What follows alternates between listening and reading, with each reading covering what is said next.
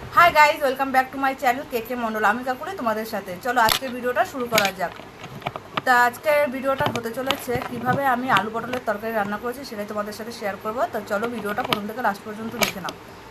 প্রথমে পটলগুলোকে কেটে নেবে, ছুলে কেটে নেবে, কেটে নেওয়ার পরে আলু কেটে নেবে। আলুগুলো পটলের সাইজেই কাটবে, কারণ আলু পটল কাটবে 3 টুকরো করে, ঠিক আছে? এই সাইজের হলে 3টে টুকরো করবে। তারপরে আলুগুলো ছুলে আলুগুলো কেটে নেবে, তারপর ভালো করে ধুয়ে নেবে আলু আর পটল। কড়াই বসাবে, কড়াইটা বসানোর পরে কড়াইটার মধ্যে তেল দেবে। তেলটা গরম হয়ে গেলে পটলগুলো ভেজে নেবে, একটু লাল লাল করে ভাজবে, তারপরে নামিয়ে নেবে।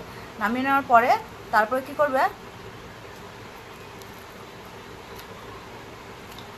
তারপরে ওই তেলের মধ্যে আলুগুলো ভেজে নেবে। আলুর মধ্যে একটুখানি নুন দিয়ে দেবে, হলুদ দিয়ে দেবে, তাহলে একটু দেখতে সুন্দর লাগে, লাল লাল ভাজা হবে।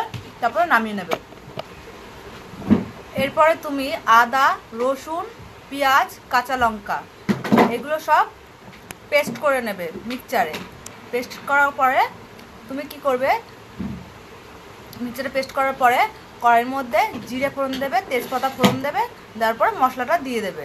দেওয়ার পরে মশলাটা যতক্ষণ না লাল লাল ভাজা হবে ততক্ষণ তুমি কষাবে, ঠিক আছে? কড়াইয়ের মধ্যে কিন্তু আগেই তেল দেওয়া ছিল, ওই তেলটার মধ্যে তুমি মশলাটা দিয়ে দেবে, ঠিক আছে? তারপরে এবার তুমি মশলাটা যখন ভালো করে কষানো হয়ে যাবে তখন তুমি কি করবে, পটলটা আর আলুটা দিয়ে দেবে। আলুটা আর পটলটা দেওয়ার পরে ওই পটল আর আলুটাকেও ভালো করে কষিয়ে নেবে। যখন দেখবে কষা একটুখানি তেল বেরোচ্ছে মশলা থেকে, তখন তুমি কি করবে, জল দিয়ে দেবে।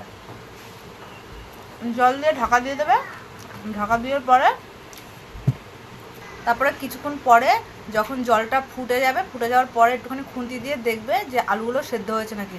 আলুগুলো যদি সেদ্ধ হয়ে যায় ভাববে তোমার পটল আলুর তরকারিটা হয়ে গেছে। তারপর তুমি কি করবে, ওটার মধ্যে একটুখানি গরম মশলা দিয়ে তারপরে নামিয়ে নেবে, বুঝেছো? ভিডিওটা যদি ভালো লাগে অবশ্যই লাইক করে দিও আর শেয়ার করে দিও, আর চ্যানেলটাকে প্লিজ একটু সাবস্ক্রাইব করে দিও। আর তোমাদের সাথে গল্প করতে করতে আমার খাওয়াটাও হয়ে গেছে। চলো আজকের মতো ভিডিওটা এই পর্যন্ত, দেখা হবে নেক্সট ভিডিওতে।